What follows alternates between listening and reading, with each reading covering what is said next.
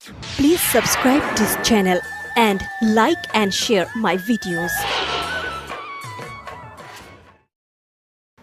অসমত মুছলমান মুখ্যমন্ত্ৰী হ'ব এই কথাটো আজিৰ যুগত আমি ভাবিব নোৱাৰি। অসমত মুছলমান নেতা কেতিয়াও মুখ্যমন্ত্ৰী হ'ব নোৱাৰে। তেনে কথা কল্পনা অথবা ভাবিবও নোৱাৰি। এই বিস্ফোৰক মন্তব্য প্ৰাক্তন কংগ্ৰেছ মন্ত্ৰী ৱাজেদ আলী চৌধুৰীৰ।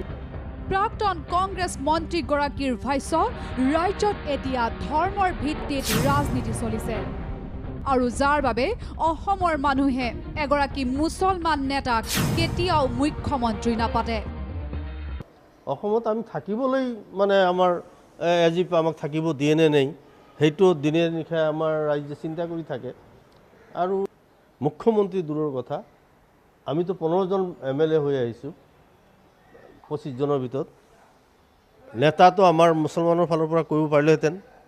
আমি জানো যে এই পৰিস্থিতিত বৰ্তমান অসমৰ এটা বৰ্তমান নহয় আগৰ পৰাই চলি আছে এটা জাতীয়তাবাদী ৰাজনীতি, এতিয়া আৰু ধৰ্মৰ ভিত্তিত ৰাজনীতি চলিছে। এই মুহূৰ্তত আমি সেইবিলাক কথা কল্পনা কৰিব নোৱাৰি, সপোন দেখিবও নোৱাৰি।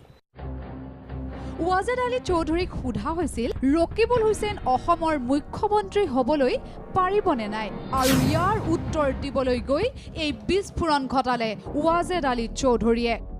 ৰকিবুল হুছেইন মুখ্যমন্ত্ৰী হ'ব, মোক মুখ্যমন্ত্ৰী, সেইবিলাক কথা আমি পাহৰি গৈছোঁ। ৰকিবুলৰ কথা কিয় আনিছে?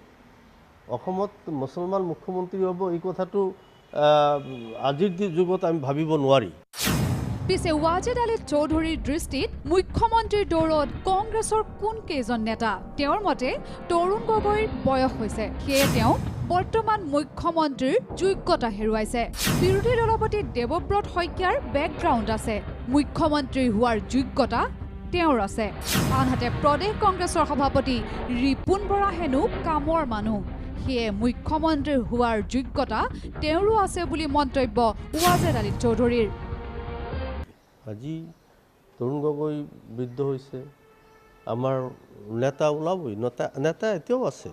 আমাৰ বিৰোধী দলৰ দলপতি দেৱব্ৰত শইকীয়া, ই ক'ত বেয়া, মানুহজন ঠাণ্ডা মুণ্ডা, কিন্তু তেওঁৰতো জানা মানুহ, তেওঁৰ বেকগ্ৰাউণ্ড আছে। আমাৰ প্ৰদেশ কংগ্ৰেছ কমিটিৰ সভাপতি অত্যন্ত মানে ভাল মানুহ, কামৰ মানুহ, দিনে ৰাতিয়ে কষ্ট কৰা মানুহ, আৰু তেওঁ মুখ্যমন্ত্ৰীৰ যোগ্য, ইয়াত কোনো সন্দেহ নাই। আমাৰ দেৱব্ৰত শইকীয়া মুখ্যমন্ত্ৰীৰ যোগ্য।